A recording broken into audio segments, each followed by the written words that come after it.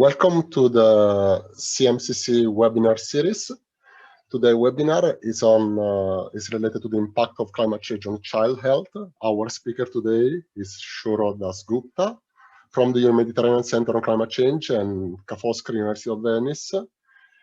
Together with us is also invited like Elizabeth Robinson, professor at the University of Reading in the UK. I will be the moderator for the questions afterward. Before, I will just make a short introduction on CMCC. CMCC is a foundation that is rapidly developing to provide climate services, dynamics of climate and its interaction with societies for different needs and sustainable development. CMCC is organized through a network distributed throughout the whole of Italy. So there are different divisions. Each of these divisions brings different skills and competence to enrich and be able to complete the whole interaction of the effects, dramatic effects that climate change can have on our societies. It's important that all these skills can really cover a wide range of topics. It's quite integrated, like the effect of climate change can be dramatical. So it's important to have like a very wide view on in order to create the whole synergies across sectors. And it's important that all these research activities can be really broadcasted and disseminated actively, not only through the scientific community, but also through the public. So in this sense, like this is also one of the scope of this webinar series to try to outreach people as much as possible from the research community and beyond. We have the presentation now, like Shouro will bring on the presentation.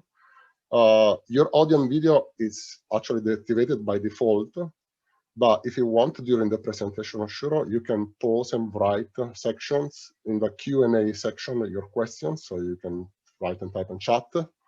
Eventually, if you wish to make a particular question, elaborate a particular question, you can use the raise hand feature at the bottom of your Zoom program. I hope like this is gonna be clear. Like before to leave the floor to the screen to Shouro for his presentation, I would like just to mention that the webinar will be recorded and will be available on the CMCC YouTube channel. And furthermore, like I'll just make a brief note on the next webinar, CMCC webinar, which will be brought in on disaster risk reduction in Europe and the role of different solutions, measurable solution. So I can leave now the screen to Shouro. I hope this is clear. I will stop my screen and stop the video and mute my. Thank you, Antonio. Welcome, everyone. Good morning or good afternoon to wherever you might be. I hope you're staying safe. Give me a second to start my presentation.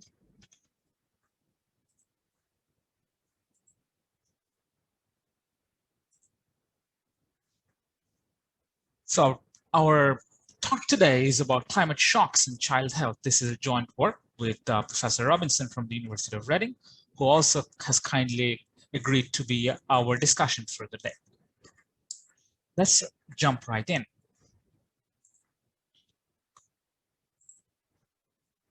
So climate change affects human health in multiple and complex ways. And this impacts vary across time and space, not just across countries, but within countries as well. What we need to do is to understand these impacts using as high resolution data as possible, not just to avoid measurement errors, but also to allow or to provide evidence for tailored policymaking, which may and probably should vary within countries as well. The literature on climate and health is ever expanding. Many studies we see today or have seen provide a compelling rationale, but very few actually make or provide attribution at the global level. There is a recent review, it was published last week actually by Helden et al. They conclude that the number of articles they found through a systemic review provides a very striking lack of focus on climate change and child health, right? They argue that while many studies study climate change or investigate climate change impacts on human health, those studying children or impacts of children only use children as a subpopulation for analysis, right? That don't specifically focus on climate impacts on child health.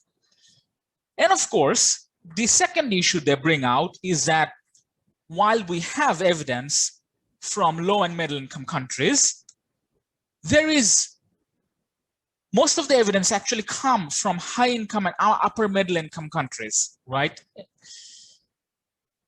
They also argue, this authors for the review, that the use of temporospatial modeling and of course providing detailed estimates of child mortality, including projections under different climatic scenarios, could provide us more evidence of this complex relationship between climate, weather patterns, and of course this health impacts on children.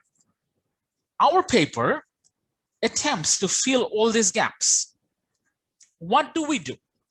So we attempt to quantify the links between climate change and children's health at subnational level. We focus on a range of health outcomes of children, including mortality, malnutrition, growth and retardation, stunting, underweights, and a number of others that we'll see. A second contribution that we make is that we combine high-resolution climatic data to estimate robust exposure response functions. For climatic change or climate stressors, we actually control for both gradual and extreme climatic stressors. We're going to come to the definitions in a little bit. Finally, we control for a number of socioeconomic drivers such as income, education level, dependency ratio, to understand if they act as modifiers of this climate impacts on child health. The health outcomes that we study, they have been aggregated from hundreds of household surveys. They provide us with information from socioeconomic, health outcomes, and demographic information at essentially what is NUTS 2 level in Europe. Information from these household surveys are used to compute various indicators at the subnational level. And subnational level, such as provinces, for example, in Europe, states in the US, governorates in Egypt, so these are subnational regions within countries. The data set provides information on almost 1,300 subnational regions from 119 low and middle income countries during 1991 and 2018.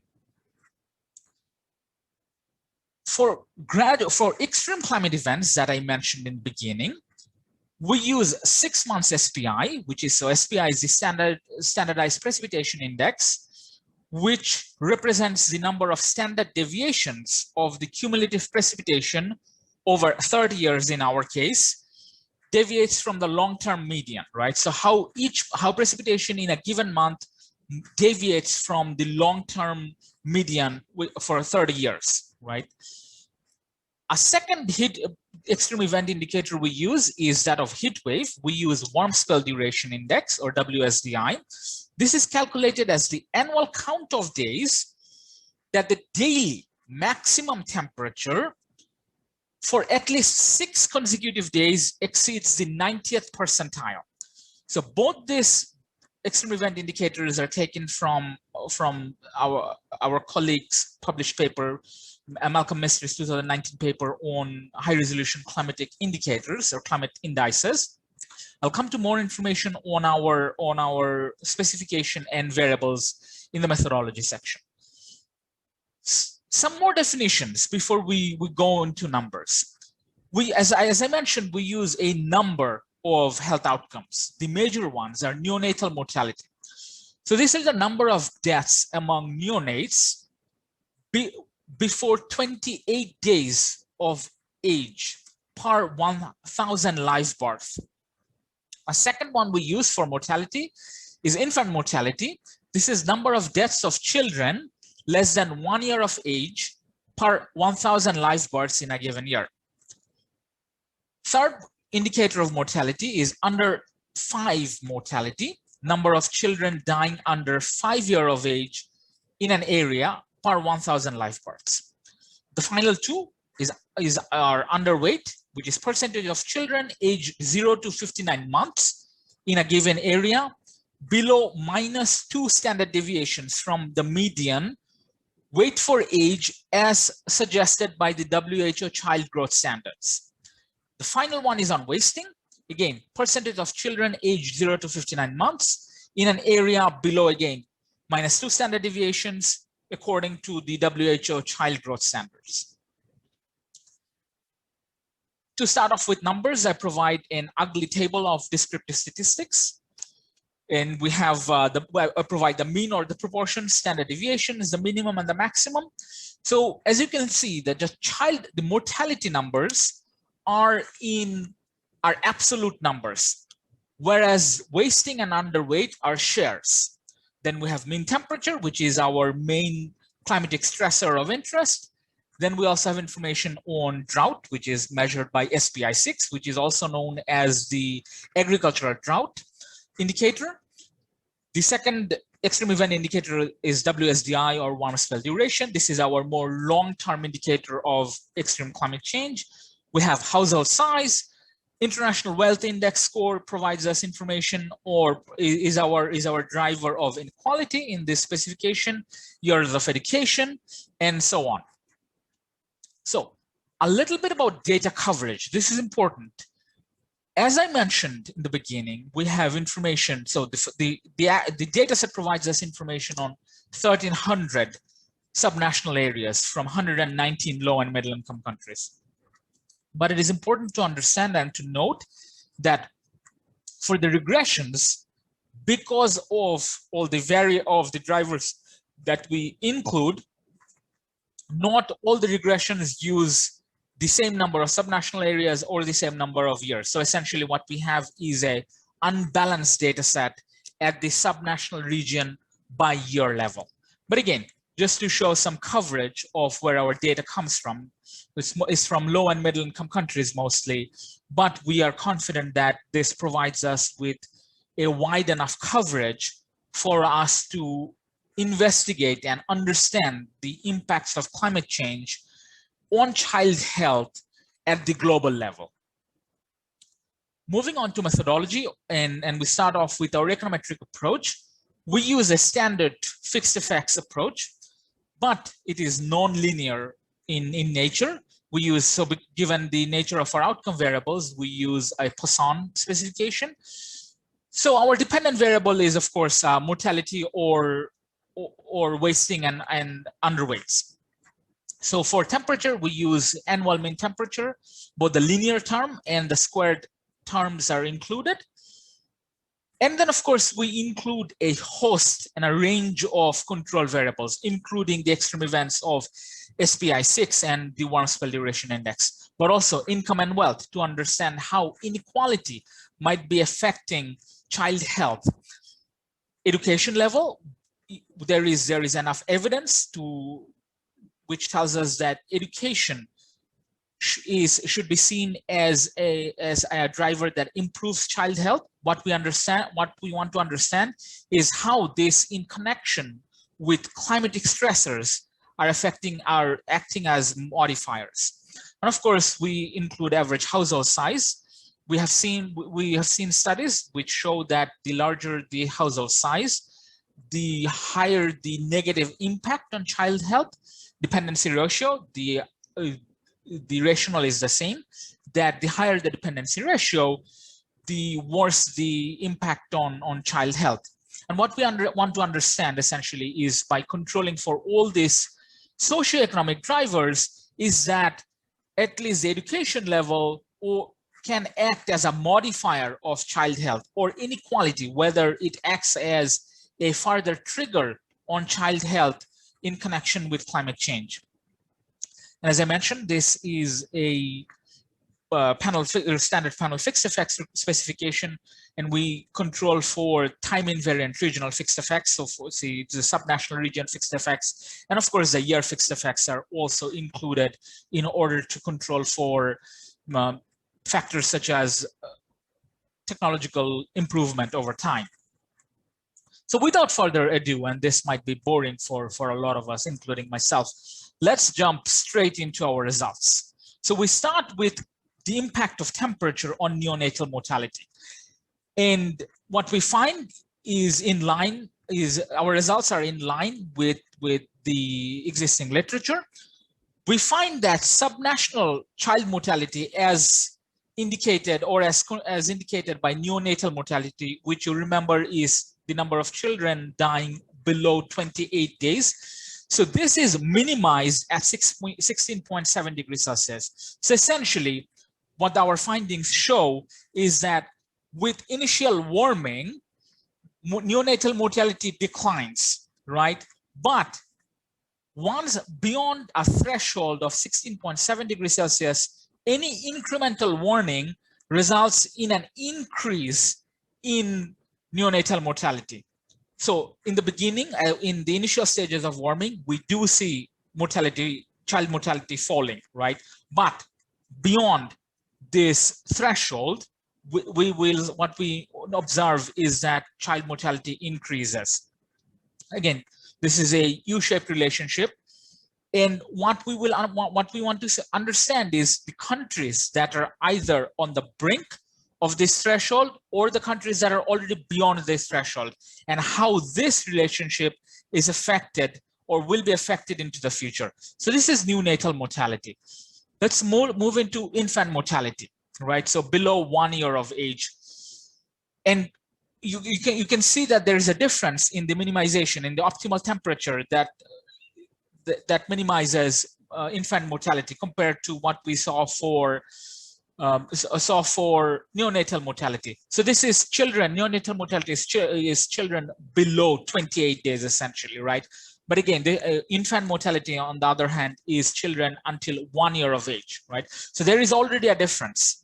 So we expect that infant or children up to 1 year have more adaptability to changing temperature compared to the neonates. And this results show the differentiation, the heterogeneity across our health outcome variables. Moving on to our third mortality variable, this is under 5, right? So again, under 5 mortality we find is minimized at 18 degrees Celsius. But what we see is that the impacts are varying across our health outcomes, right? But they are robust. Our response functions are robust in their shape, that we notice and observe a U-shaped relationship across all the 3 mortality outcomes that we have seen. And of course, out of these 3 mortality outcomes, neonatal mortality has the lowest optimal temperature, and you expect that, right? With children under 28 days of age, they do not have the adaptability to changing temperature as compared to the children who are slightly older, right?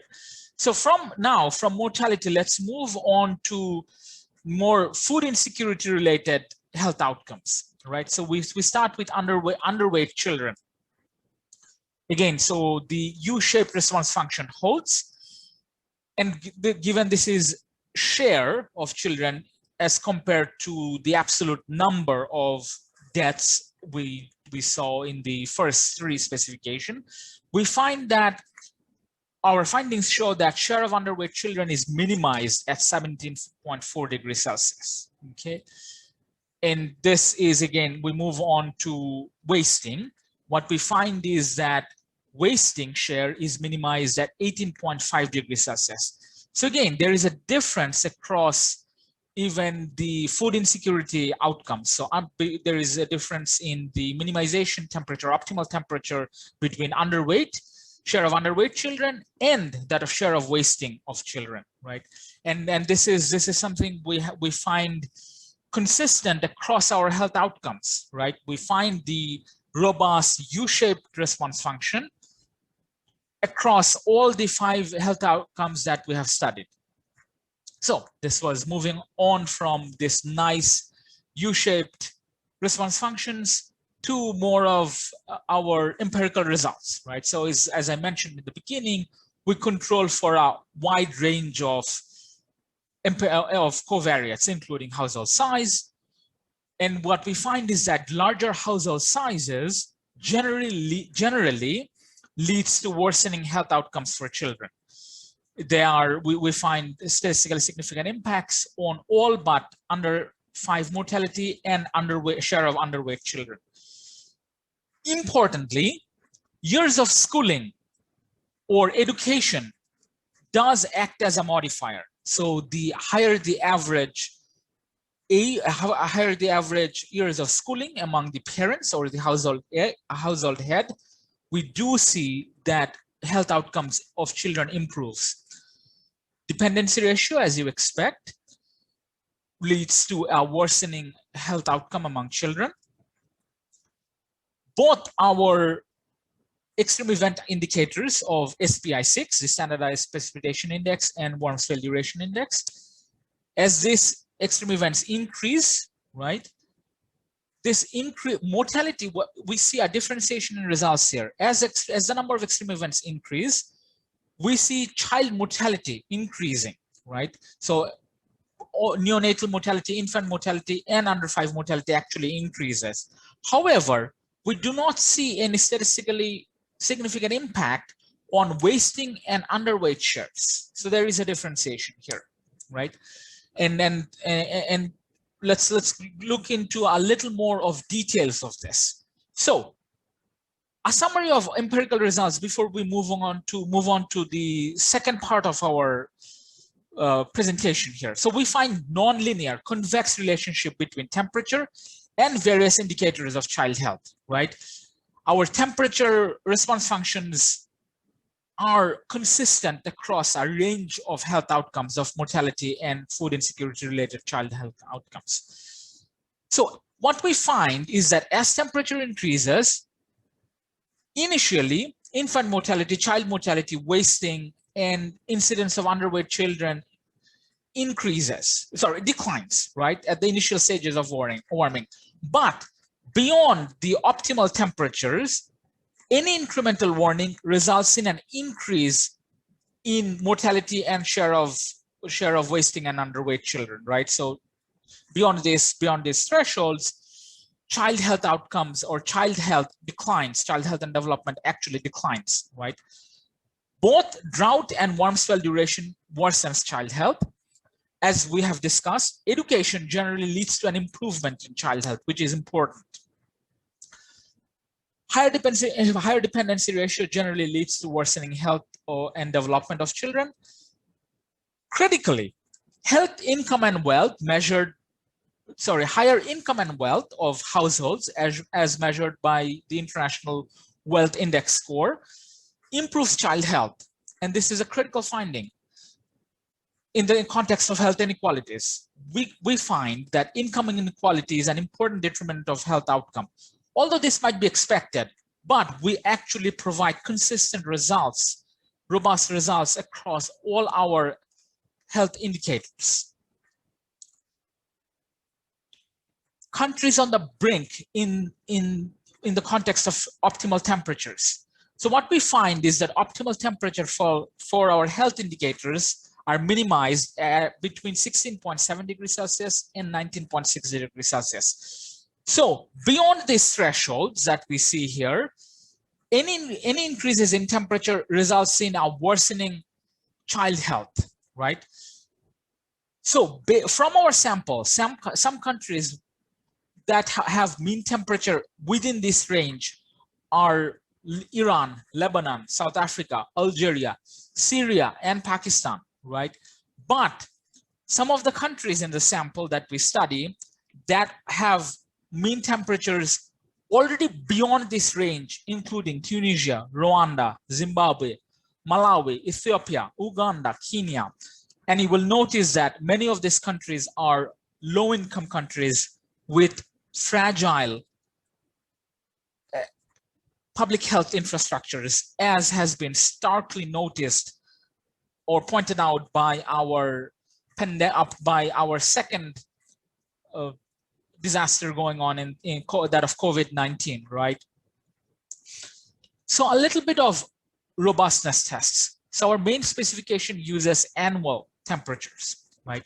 But we also control for what we can call the lifetime temperatures, right? So is that we use, instead of the annual temperature, we use the 5-year moving average mean temperature for each of the subnational region for each survey year.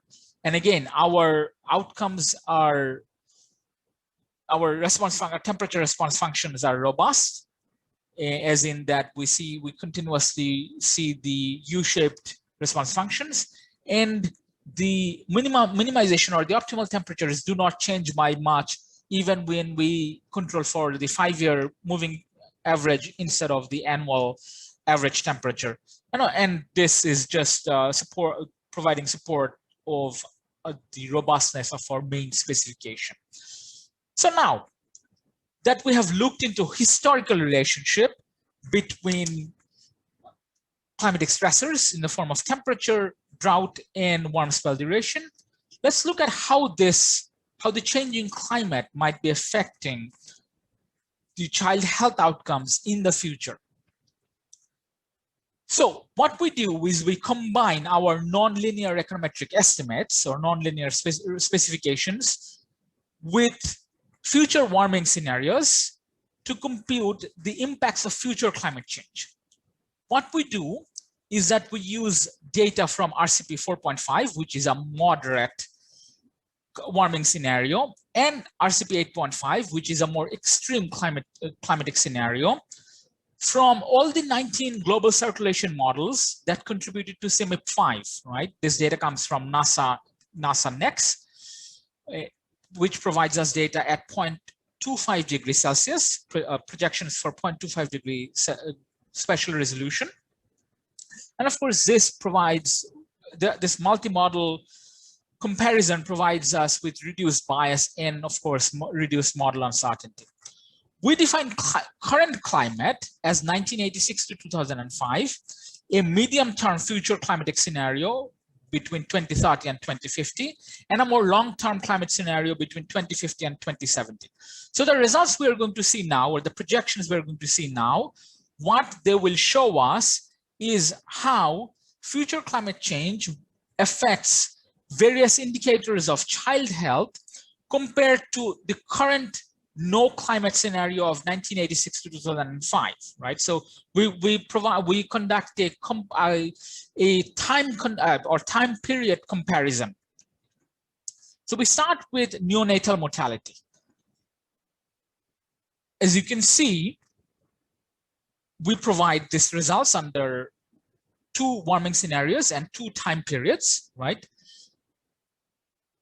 Combining our econometric estimates with future climate change, future warming scenarios, we notice, or we find that under RCP 8.5, there will likely be an 8.4% increase in neonatal mortality by 2050. While by 2070, this increase will be 11.4%.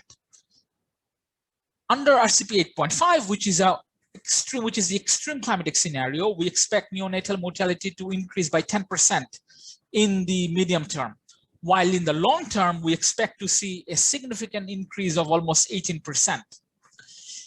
And this pattern holds across our health, across the other health outcomes. So here we see infant mortality under RCP 8.5. We expect a 9.3% increase by 2050, but a 12.6% increase by 2070. RCP 8.5, under RCP 8.5, 11% increase in the medium term, while a 16.7% increase in the longer term. Under 5 mortality, a 4.7% increase by 2050, but of course, a greater 6.3% increase by 2070. Under RCP 8.5, which I reiterate is an extreme climate event scenario, is we'll see a 5.5% increase by 2050 and almost 10% increase in the long term of 2070. And finally, that of underweights, we expect that the share of underweight children will increase by 4.7% by 2050 and 6.3 percentage point by 2070 under moderate climatic scenario of RCP 4.5. Again, these increases will be larger under RCP 8.5. So one thing you notice is the heterogeneity of our impacts. This is probably the most important outcome, one of the most important outcomes of our study, that how heterogeneous the impacts of climate change are across space, right? So we have noticed this we have noticed the nonlinear response functions in our historical investigation, but the future investigation shows the same. It shows a rather heterogeneous impact of future climate change under various scenarios on the health outcomes that we study. A second takeaway point from the projections or the future impacts exercise is the importance of mitigating between RCP 4.5 and RCP 8.5. Notice the large increase in mortality and share of wasting and underweight as the world fails to keep to a RCP 4.5 and larger towards an extreme warming scenario of RCP 8.5. You see the difference between the two warming scenarios are stark, and this is something we need to understand while we push or we use these evidences or with this type of evidence for tailored climatic policies and public health policies. So we saw countries on the brink for temperatures. What about the countries on the brink for health outcomes in the context of future impacts on our health indicators? Saudi Arabia, Chad, Kuwait, and Burkina Faso will suffer the highest increases in mortality in the medium term, so by 2050. But in the longer term, Sudan, Ethiopia, Kenya, Nigeria, Mali, and Mauritania, so countries in the Middle East and the nearest and North Africa will suffer the highest increases in mortality in the long run. With that, I will stop and hand over to Professor Elizabeth Robinson for the discussion. Thank you for your attention, and I'll be very happy to answer questions after the discussion. Thank you again. Liz, it's to you. Thank you. Thank you so much, Shouro. Even though we're working together on this, I still really enjoy listening to you present this work. So it's great to see it. It's great to sort of see it coming to fruition. Just bear with me a minute, and I believe I'm now sharing my screen with you guys. So yeah, so I think Shauro's given us such a clear sort of visualization. I think, one, the data analysis, which I think is great and very exciting, to be sort of trying to understand and demonstrate, possibly for the first time really rigorously, these links between our warming planet and the impact on child health and the impacts of these sudden events as well. So both the warming, the gradual warming, and the sudden events, and we seem to be picking up in both cases that there's events on child health. And so I thought, I'm sure there's many themes you guys will think about in this work, but the two themes I wanted to bring out, and of course they're interlinked, probably all the themes are, but one that I really felt sort of, when Shouro and I've discussed this work and sort of seeing the outcomes, is one, inequality is a really strong theme for many reasons.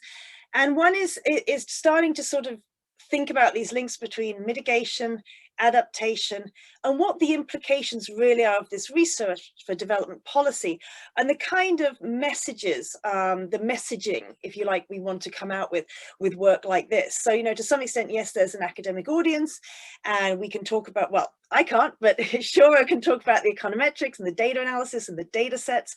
But I think also there's issues about, so what, more than getting an academic publication, so what for policy, so what for policy makers, so what for the messaging of, does this kind of research provide the impetus for change? And at what level is this? Are we looking at impetus for, you know, governments to change their behavior, for aid budgets to be changed, just for more mitigation across the board from individuals, private sector, government policies to encourage it? So for me, certainly the messaging and the so what of this is particularly important. So the first theme that I just wanted to talk about a little bit is inequality. And I think what Shouro has done, and so nicely, I think, with the graphs and the figures and, you know, showing the impact today and then the projections in the future. What I think he's done so nicely is demonstrate a really clear link between child health and temperature, a non-linear relationship, and this real spatial heterogeneity. And so it says to us, I think, as people engaging with this work, that we need to understand both the impact of inequality on the health outcomes, but also the impact of the health outcomes on inequality. And, you know, do we have a vicious circle or a virtuous circle? And certainly, you know, when you look at those maps and you look at where the red is, and I can't pull the maps back now, but certainly I can see them in my mind's eye. You know, there's a lot of red in low-income African countries. There's a lot of red negative impacts in Latin American countries. And it's very clear, really, that where heat is already having a negative impact on child health, that child health, those children's outcomes, their prospects for their futures is going to be further harmed by climate change.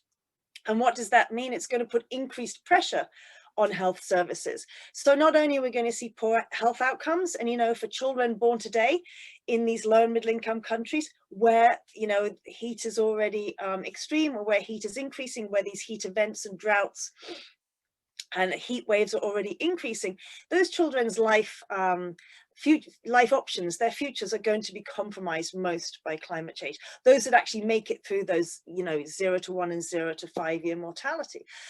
But there's the externality that, you know, if these children have access to health services, there's more pressure on those health services. So to me, that was just a really clear message about inequality. And certainly one of the, I think a lot about inequality at the moment, and this paper's got me thinking more about inequality, and this idea that not only are the inequalities increasing, but also the kind of environmental policy instruments that we have to kind of deal with adaptation, let alone mitigation, are compromised by inequality as well across the globe. So I think I thought the emphasis on inequality and really thinking about that was quite important for us all. And then I only have 2 slides. So, and then the broader context, I was thinking about, you know, what does this mean for us about mitigation, adaptation, and policy? And so if we think about what we've picked up from this presentation, what do we know? Well, we see that child health is also strongly affected by social determinants. So Shouro's picked up some of this in the econometrics, wealth and parents' education levels. He referred to this paper that's literally just out by Helden et al., where they look at a lot of the different determinants of the links between child health and climate change and other sort of social determinants. But certainly those are very important. And then let's build up on that a little bit. What do we know? We know that many low and middle income countries have invested heavily in child and maternal health, have invested more broadly in sort of healthcare services for adolescence and early years. And again, our research suggests that particularly in warmer countries and in low income countries, climate change is likely to negate many of these efforts.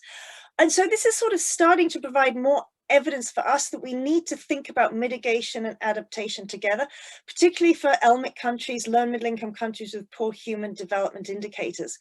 And I was sort of thinking to myself, you know, for those of us who are sitting in a high income country, and for those of us who are engaged with this idea of where our government budgets might be going in terms of aid money, a lot of our aid money goes towards improving these indicators that link to the Sustainable Development Goals. And so we're putting aid money into sort of child and maternal health, child outcomes more broadly. But at the same time, we're sort of implicitly taking that aid money away by not, you know, working harder to mitigate. And so without sufficient mitigation, what this paper really shows really clearly is that we're putting more pressure on healthcare services, we're worsening outcomes for children, and then we're taking our aid budget and going, let's improve health outcomes for children.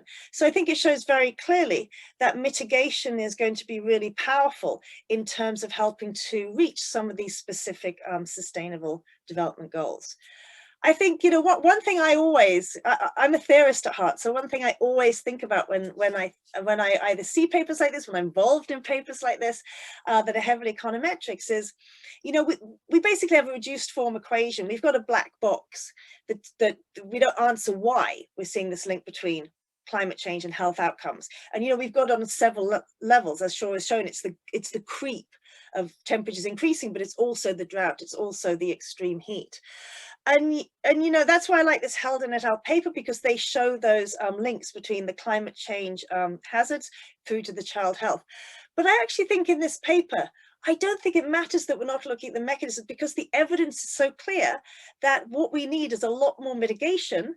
And without mitigation, we're going to have to be contributing a lot more to that adaptation and improving healthcare systems just to allow low and middle income countries to keep still. And I think it shows very clearly that without mitigation, we're just going to make it harder and harder still for LMIC countries to improve on those, you know, human development indices, to improve on those sustainable development goals. So I think with that, I will stop sharing. Oh, I think there was a thank you that we've missed now, but I'll stop sharing and pass back, I think, to Antonio. Is that right? Yes, indeed.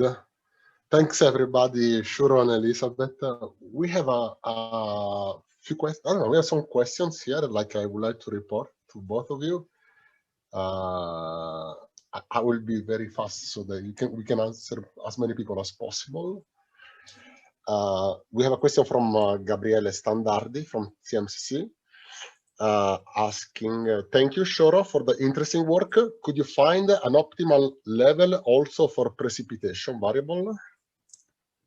So yes, I'll answer this. But before that, I'd like to thank Lise for the brilliant discussion and summary of what I find it has been a complex paper to go through, but this has been brilliant, please. Thank you so much.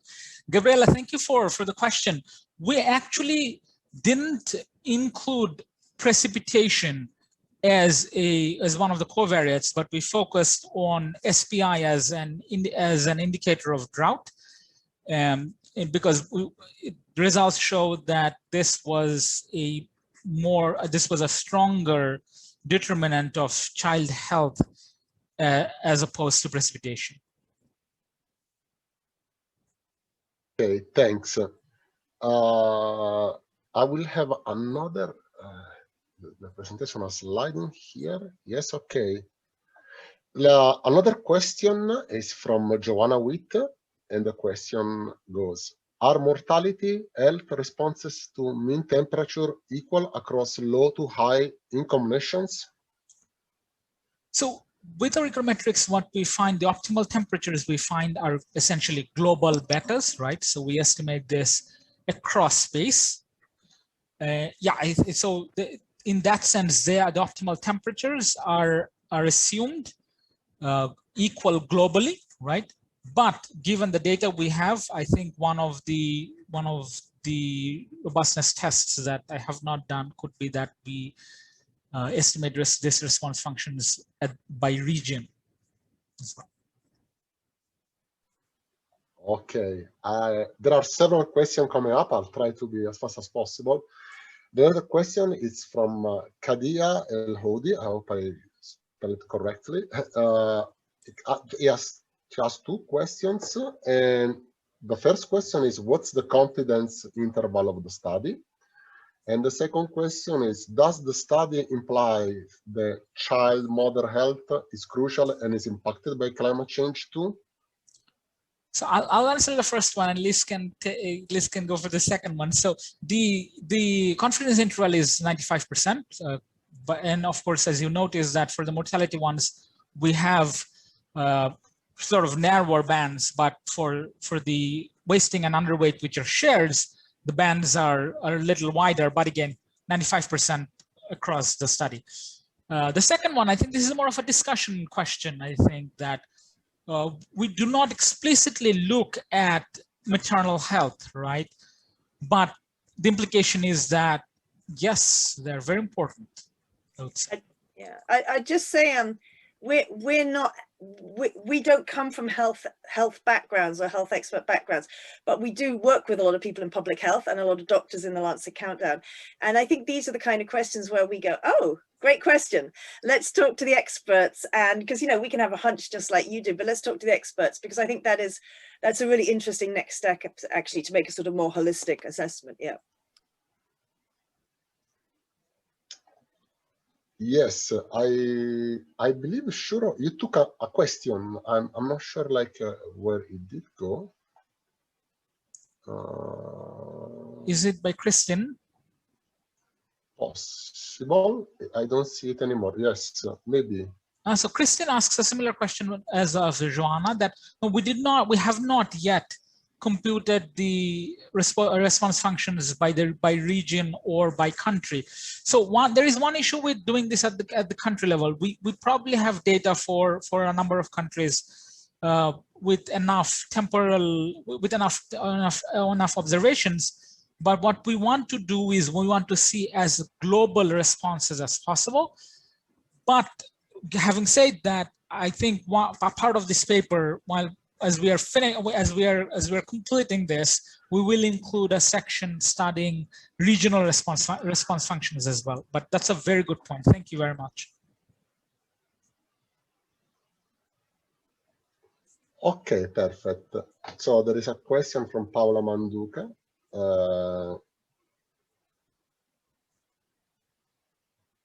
They would like to know more on the data on mortality, on the dataset they use, on the data on mortality, wasting, stunting.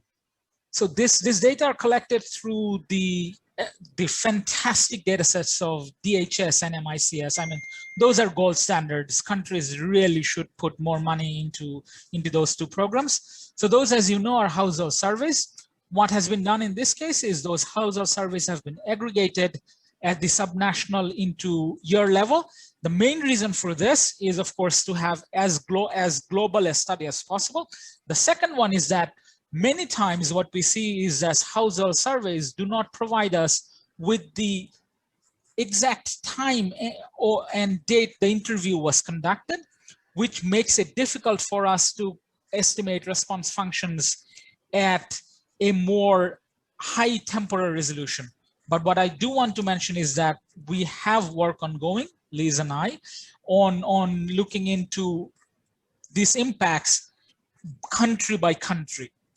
So we will have these response functions for each of these countries pretty soon, I hope. Thanks. There are few questions about, they ask if the slides and the presentations will be available, and also the recording, but I believe that is already will be. What do you think? Like, can you give me a feedback? So I believe CMCC will make the recordings available. Liz and I will discuss how best to share the slides. But yeah, so also feel free to email any of us with questions and feedback, or if you want to collaborate, that is absolutely fine. Maybe I can, I don't know if there is a chat box, I can write my email here for everyone to get in touch.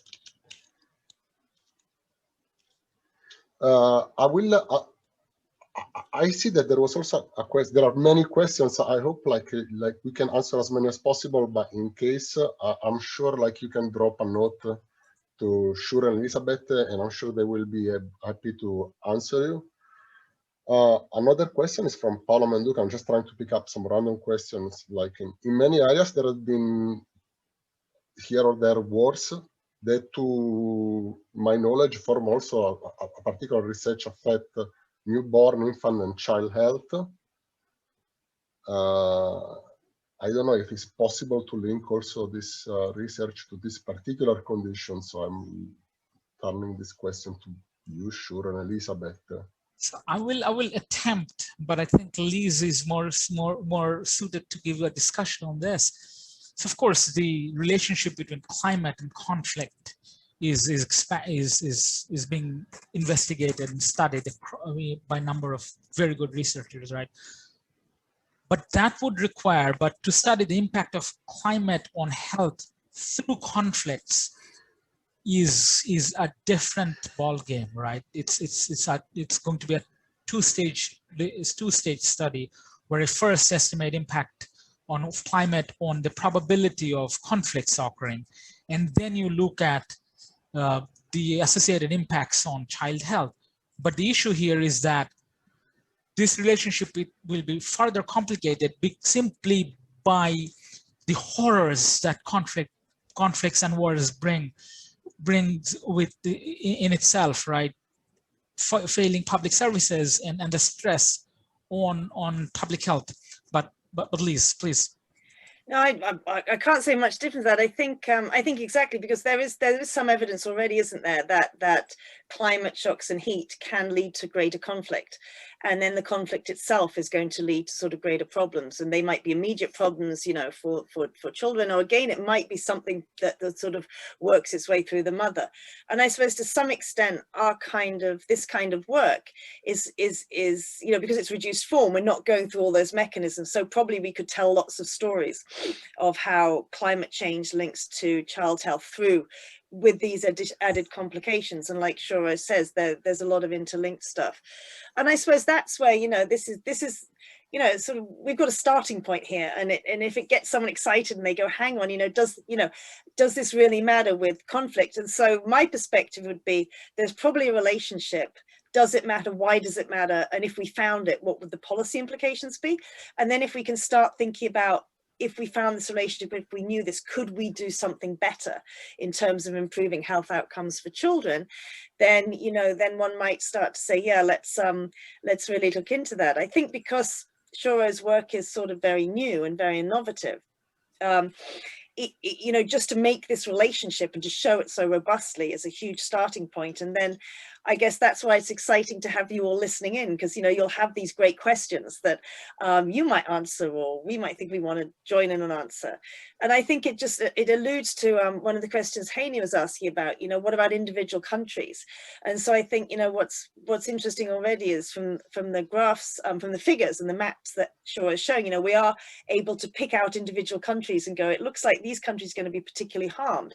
And then the next question is, yeah, so does one then sort of go to those countries and do a case study, and who, exactly as you said, Haney, like who do we, you know, how do we get the right people to listen to us? And even if they listen to us, are we saying anything useful or interesting that helps? And if it does say something useful and interesting helps, are there the resources to then, you know, have impact? So I think, you know, for many economists like us, the reason we do our work, and probably like everyone who's partaking in this webinar, is because we want to have positive impact. And so that's the, you know, $1 million, $1 billion these days question is the so what of our research? Can it have impact? And like I said, you know, the mitigation message is very much a global message. It's a Glasgow COP message. And the adaptation message often is going to be very much an individual country message in the context of development, sustainable growth, aid budgets, you know. And so I think that side of this research is just particularly exciting, but I do feel one goes there if one has the kind of robust analysis that someone like Shouro, and I'm sure many of you at the webinar, are doing yourselves. Yeah, thanks. Thanks. Okay, so there is a question. I'm also interested in some specific interest. Well, it's about the spatial resolution, the impact with the spatial resolution.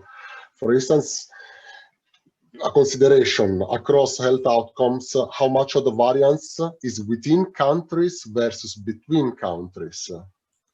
So that's a very good point, right? So with our specification, we do control for the subnational fixed effects, while the standard errors are controlled, are clustered at the country level, right? So of course you expect in both temperature and the health outcomes to vary across countries, right? But given that we have the subnational areas, in many of these countries, you see stark impacts within, so the variances can be highly affected with even within the countries, and even in smaller countries such as Malawi or Mali, you see that differences showing up from one region to another. And these are the sort of things that we're trying to control for, to understand or to provide robust evidence at a more global level by investigating this relationship, this complex relationship at the subnational level. Okay, thanks again, Shouro. Another question, it's from Charlotte Pink, it's about on the use of SPI rather than SPEI as a comprehensive measure of drought. Why was used SPI in particular, if there are like a process you went through? And also would be interested to know on the choice of the specific choice of the RCP that you used. So it's a two-point question. So SPI, we used SPI based on the fact that this is considered a more indicator of agricultural drought, right? But we as a robustness test, which we don't show here, we did use SPEI as well, and the results were essentially identical, very little difference in how this precipitation indices affects health outcomes. But you expect this, right? This is at the annual level, so you wouldn't expect them to have too much of a difference. The second part, we use 4.5 and 8.5. Two reasons. One, actually mainly one reason, is data availability. Next starts with 4.5 and 8.5, right? So it doesn't have 2.6 for all the 19 GCMs. But I think what will make sense for us is that when we submit the paper or finalize the paper, to have the projections for all the 4 RCPs. But Charlotte, you bring up a very good point that RCP 4.5 is not yet compatible with the Paris Agreement. But again, as an econometrician, and Antonio will, and the climate modelers at CMCC will probably hit me for this, that I simply feel 2.6 is too optimistic. Okay.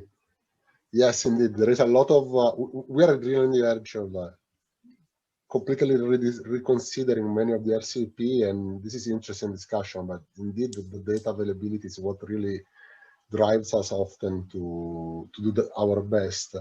There are a few other questions that maybe we have, so maybe I can close with one last question or two, and it goes really, if it's possible to examine interaction to study modifying effects. For instance, somebody just makes an example, like I'll make an example. If it's possible, for instance, to make a link to migrant families, and or else I could also think, what about infrastructures? Is it possible to make a link to infrastructure, health facilities, to see how they can really reduce the effect of climate, the dramatic effect of climate? That's an extremely important point, right? So I'll answer this in parts, I guess. So interaction terms, we do have interaction terms looking, interacting, let's say the inequality variable IWI with temperature, and also the household size with temperature. What we do see is that the results vary across the different levels. So, right.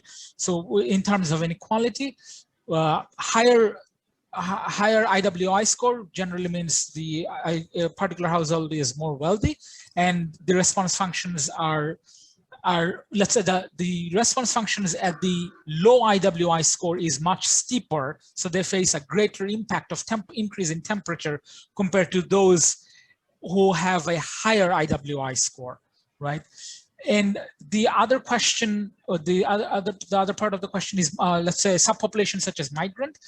Migrant, possibly not, because I do not believe that there is enough observations in these surveys for us to look into migrant families. But subpopulations, yes, we will look into some subpopulations as for example, and again, this will not be very robust, but the share of male versus female household heads in a given region. So those will be studied in the, or the evidence for those will be provided in the final paper. Yeah.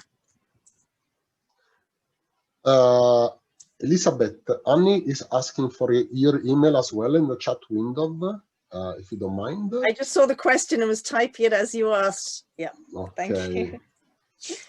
I'm trying to listen and type and look through the questions as well, because I know we're running out of time. So I've been trying to type a few answers.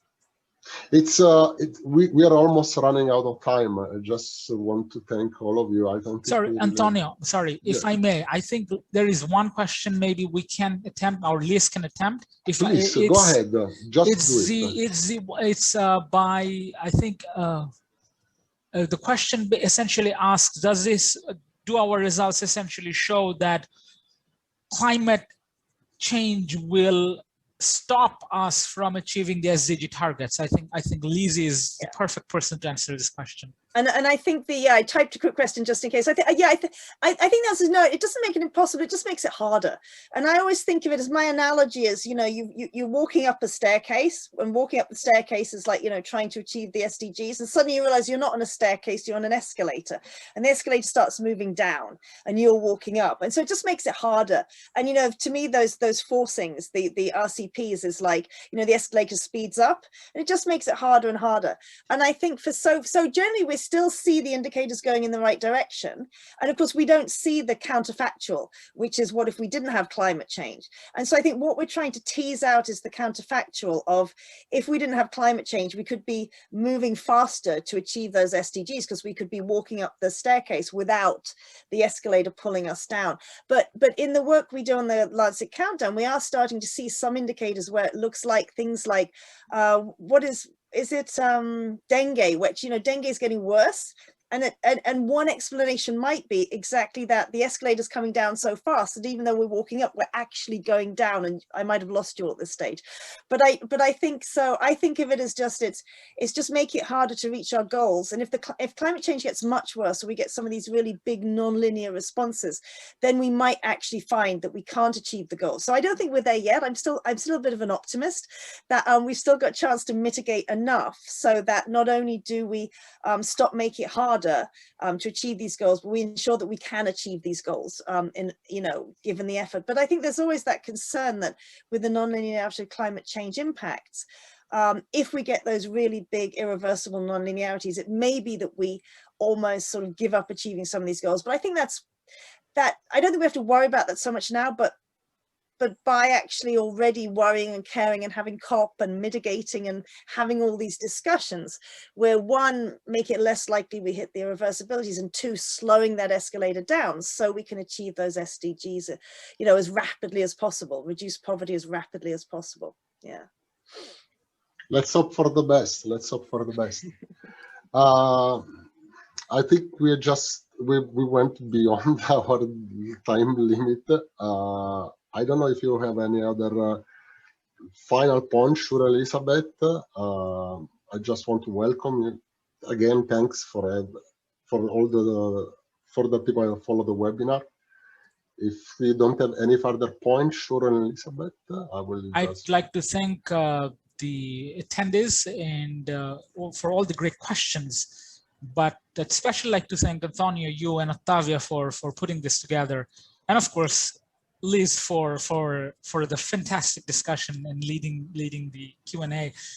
I would like to end by hoping that everyone stays safe and staying home as much as possible. Thank you very much.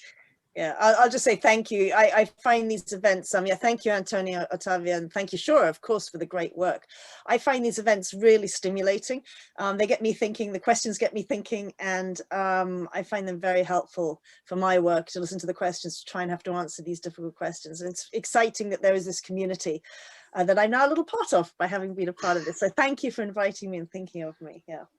Thank you, everybody. If you have any other questions, please write to Elizabeth and Shouro, and we wait you for the next webinar from CMCC. Bye-bye. Stay safe.